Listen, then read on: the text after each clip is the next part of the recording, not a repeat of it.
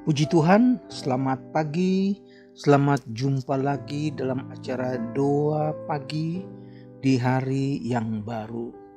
Berterima kasih Tuhan sudah pimpin, Tuhan sudah jaga kita, dan sampai hari ini kita dapat bangun dengan tubuh yang sehat.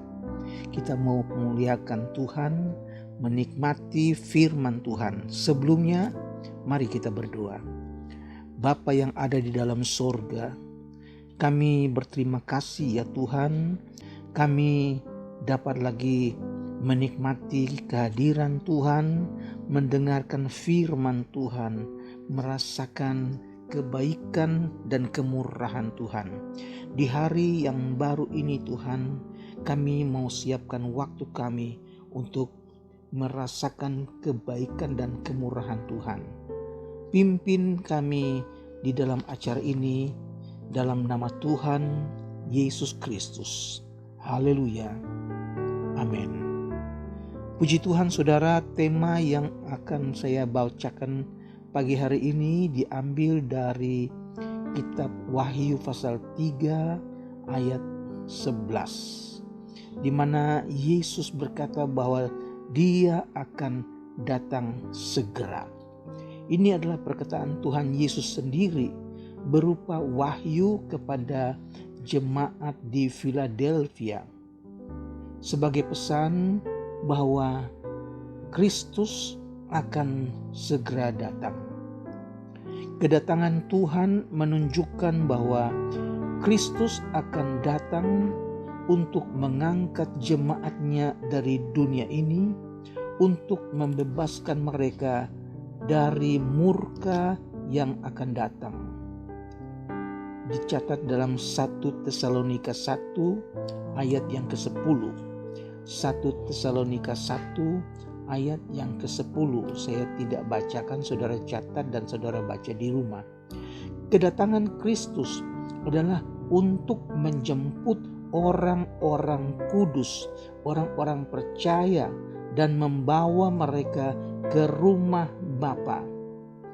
Tercatat di dalam Injil Yohanes pasal 14 ayat yang ketiga, Yesus berkata, "Dan apabila aku telah pergi ke situ dan telah menyediakan tempat bagimu, aku akan datang kembali dan membawa kamu ke tempatku, supaya di tempat di mana aku berada, kamu pun berada." Puji Tuhan, janji Yesus bukan hanya sekedar janji. Janji Yesus pasti akan digenapi. Oleh sebab itu kita harus siap sedia. Kita harus tetap setia. Harus menjaga iman kita supaya ketika Yesus datang kembali, kita adalah orang-orang yang berbahagia, yang diangkat bersama-sama dengan Tuhan di angkasa. Jadi sepasti Yesus terangkat ke sorga, demikian juga Ia akan datang kembali untuk menjemput pengikut-pengikutnya yang setia agar tinggal bersama-sama dengan Dia. Yesus berkata dalam Kisah Rasul pasal 1 ayat yang ke-8, Yesus katakan, "Kamu akan menjadi saksiku di Yerusalem dan di seluruh Yudea dan di Samaria dan sampai ke ujung bumi." Sesudah Ia mengatakan demikian, terangkatlah Ia disaksikan oleh mereka dan awan menutupnya dari pandangan mereka.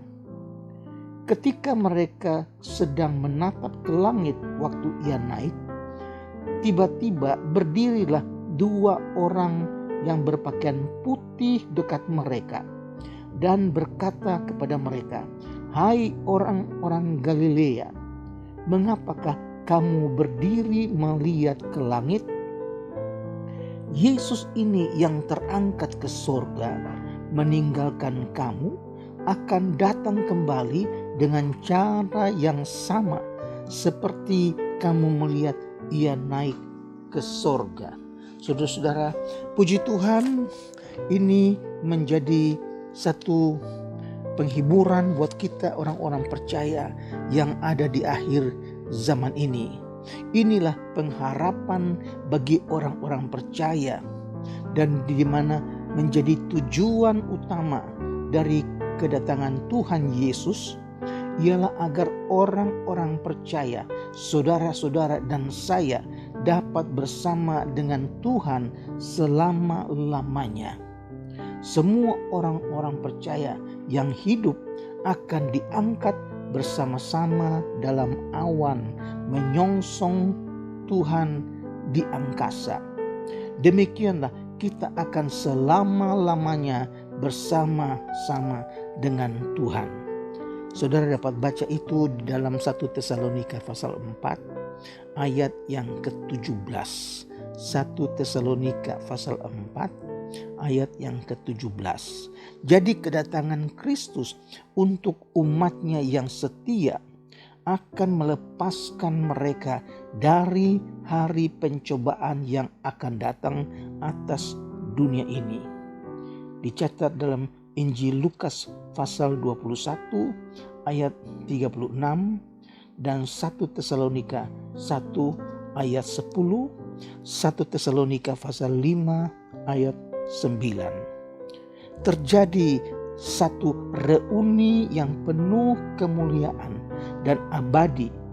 Ini merupakan suatu doktrin yang menghibur kita sebagai pengikut-pengikut Kristus yang rindu bersama-sama dengan Tuhan. Karena itu, hiburkanlah seorang akan yang lain dengan perkataan-perkataan ini. Dicatat dalam 1 Tesalonika pasal 4 ayat 17 dan 18. 1 Tesalonika pasal 4 ayat 17 dan 18. Dalam Wahyu pasal 3 ayat yang ke-11, mereka yang luput dari hari pencobaan dan kesengsaraan itu hanya akan terjadi pada mereka yang setia dalam gereja, yang berpegang erat dalam iman kepada Kristus dan firman-Nya. Itu harus dipegang erat, itu harus dijaga, itu harus kita waspada supaya tidak seorang pun dapat mengambil mahkotamu. Itu perkataan Yesus, itu adalah nasihat Tuhan Yesus supaya kita waspada, kita berjaga-jaga supaya jangan sampai mahkota yang sudah Tuhan sediakan itu diambil daripadamu. Saudara, haleluya, Allah sudah sediakan mahkota sebagai upah bagi mereka yang setia. Mahkota sebagai satu tanda kehormatan yang Tuhan berikan kepada orang-orang yang setia, orang-orang yang menjaga iman mereka, mereka yang senantiasa berharap kepada Tuhan. Dan ada juga banyak orang percaya yang akan mundur, mereka yang kehilangan mahkota yang telah Tuhan sediakan kepada mereka karena iman mereka mulai redup. Karena iman percaya mereka mulai hilang. Mengapa? Karena mereka lalai. Mereka tidak menjaga-jaga. Mereka kalah terhadap bisikan-bisikan keinginan-keinginan duniawi. Itu sebabnya Tuhan Yesus berpesan, berpegang erat apa yang ada padamu, yaitu firman Allah, yaitu iman kepada Yesus Kristus, supaya mahkota yang Tuhan sediakan akan tetap menjadi milik kita ketika Yesus datang kembali. Saudara-saudara, jangan lengah, jangan lalai, tetaplah berpegang kepada firman yang murni. Karena sekarang ini banyak firman yang tidak murni, dibawakan oleh orang-orang yang menyesatkan. Oleh sebab itu kita harus dapat membedakan roh yang benar dan roh yang palsu. Puji Tuhan, saudara-saudara, jangan lengah, jangan lalai, pegang penuh pada firman Tuhan. Tetaplah berharap kepada Tuhan Yesus saja. Semoga kita semua akan diangkat pada hari kedatangan Kristus Yesus. Tuhan menyediakan mahkota buat kita sekalian. Kita akan bersama-sama dengan Tuhan untuk selama-lamanya. Haleluya.